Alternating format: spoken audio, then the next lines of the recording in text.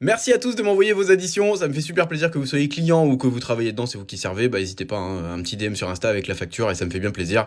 Là il y a un mec qui est quand même pas radin, puisque American Express 3000 € pour une facture de 2025, donc le pourboire était de 776 €. Ça fait bien plaisir, vu que c'est un pourboire en carte bleue, j'espère que le serveur va le récupérer pour lui et qu'il n'y a pas le patron qui va partir en week-end avec.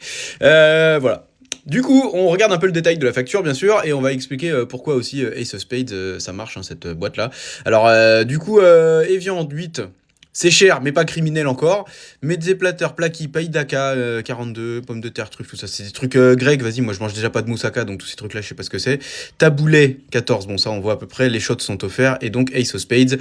Pourquoi Jay-Z a acheté cette marque de champagne au début des années 2000? Parce qu'en fait, il mettait des bouteilles de Crystal Roderer dans ses clips, qui était à l'époque le champagne, un des champagnes les plus prestigieux.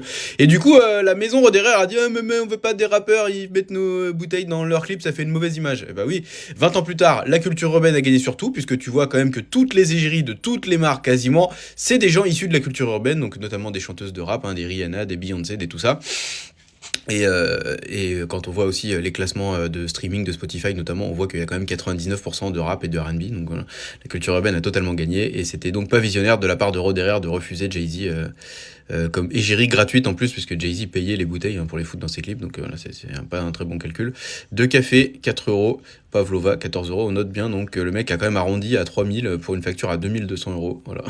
Bravo le mec qui partage, hein, cool, hein. J'espère que le serveur a pu récupérer une bonne partie de ce pourboire quand même.